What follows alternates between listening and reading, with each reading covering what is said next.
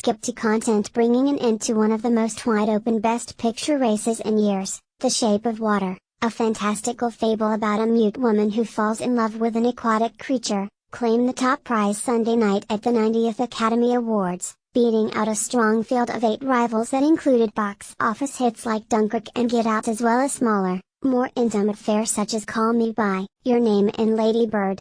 Marking a moment of redemption for the Academy Awards themselves, the award was presented by Faye Dunaway and Warren Beatty, central players in last year's shocking mix-up, in which the musical La La Land was mistakenly named Best Picture over the actual winner, Moonlight.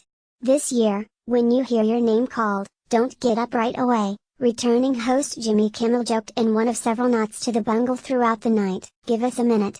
We don't want another thing. In contrast to last year's chaos, this year's wins proceeded in an orderly fashion, with many awards going to first-timers. Leading the night with 13 nominations, The Shape of Water won 4 prizes, including Guillermo del Toro's first Oscar for directing, as well as for the film's production design and score. But it was a year in which no single film ever emerged as frontrunner, and Academy members spread their affection accordingly, if predictably. Gary Oldman, who has swept virtually every acting prize this season, won his first Oscar in the lead actor category for his turn as Winston Churchill in the period drama Darkest Hour. Frances McDormand followed her wins at the Golden Globes and the Screen Actors Guild Awards with the lead actress prize for her performance as a grieving mother trying to spur the police to solve her daughter's murder in the dark morality play 3 Billboards Outside Ebbing, Missouri. The adapted screenplay prize went to James Ivory for Call Me By Your Name. It is his first Oscar, and at 89, he is the oldest winner in history. Original screenplay went to Jordan Peele, the first African-American to win the award, for his racially charged horror smash Get Out. Sam Rockwell took home the Supporting Actor award for his turn as a racist small-town cop in 3 Billboards, while Allison Janney earned the Supporting Actress award for playing the foul-mouthed, emotionally abusive mother of figure skater Tonya Harding in I, Tonya. Both first-time winners, Rockwell and Janney had been considered the favorites in their categories. Ironically, in a year that has been dominated by discussions of how women are treated and represented in Hollywood, the female-centric coming-of-age story Lady Bird, written and directed by Greta Gerwig, the first woman nominated in the directing category since 2010, came away empty-handed, as did Steven Spielberg's Pentagon Papers drama The Post, which starred Meryl Streep and Tom Hanks and carried the sort of pedigree that in earlier years was considered catnip to Oscar voters. But for the Academy, a group that has weathered a string of public relations crises in recent years, including the bitter #OscarsSoWhite controversy and last year's embarrassing climactic blunder, the show offered a much-needed chance to turn the page. "We can't ruin this one," Kimmel said in his opening monologue. "This is a special year. This is a big one." Oscar is 90 years old tonight, which means he's probably at home watching Fox News.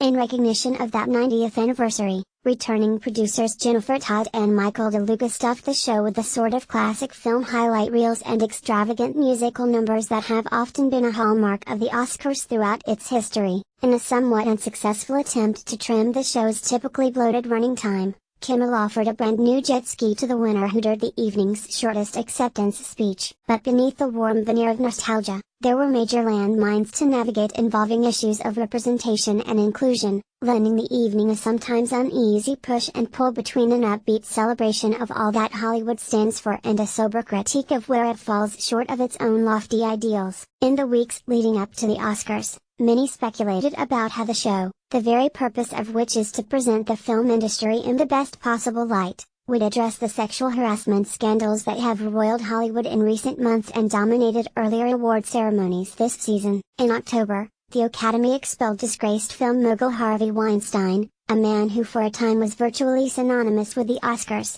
and announced new standards of conduct that its members are expected to uphold. In his opening monologue, Kimmel sought to walk a fine line, calling out the industry for its intractable ills, from misconduct toward women to its lingering blind spots in terms of representation, while insisting that the Oscars are a night for positivity.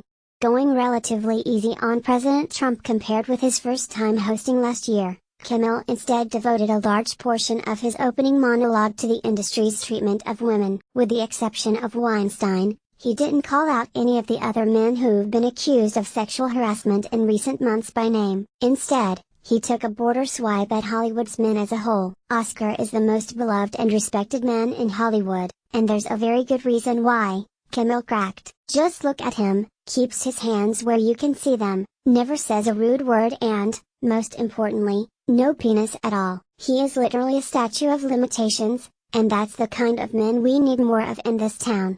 Turning more serious, he continued, what happened with Harvey and what's happening all over was long overdue. We can't let bad behavior slide anymore. The world is watching us. We need to set an example. 3 of the dozens of women whose accusations against Weinstein sparked the hashtag #MeToo movement, Ashley Judd, Annabella Shora and Salma Hayek, took the stage to speak of their hopes that this year will be a watershed for the industry. We work together to make sure that the next 90 years empower these limitless possibilities of equality, diversity, inclusion, intersectionality, Judd said. That's what this year has promised us. Yet even as the Academy has taken dramatic steps in recent years to diversify its historically overwhelmingly white and male ranks, Kimmel noted that only 11% of films are directed by women, which, he said, is just nuts. Pointing to 2 of the past year's biggest box office hits, Black Panther and Wonder Woman, he cracked, I remember a time when the major studios didn't believe a woman or minority could open a superhero movie, and the reason I remember that time is because it was March of last year. Among the night's other winners, Roger Deakins, who has been nominated for cinematography 14 times, finally won, for the sci-fi film Blade Runner 2049, beating out a field that included Rachel Morrison, who became the first woman ever nominated in the category, for Mudbound. Accepting his award for directing The Shape of Water, the Mexican-born Del Toro cited his immigrant roots to reinforce the show's dominant theme of inclusion, offering what amounted to a kind of mission statement for the Academy as it looks ahead to its centennial and beyond. I think the greatest thing our art does and our industry does is to erase the lines in the sand, he said. We should continue doing that when the world makes them deeper. But it was McDormand who truly captured the spirit of the evening, and the shifting power dynamics in Hollywood, when, accepting her award, she asked all of her fellow female nominees in every category to stand in recognition. Look around, everybody, because we all have stories to tell and projects we need financed, McDormand said.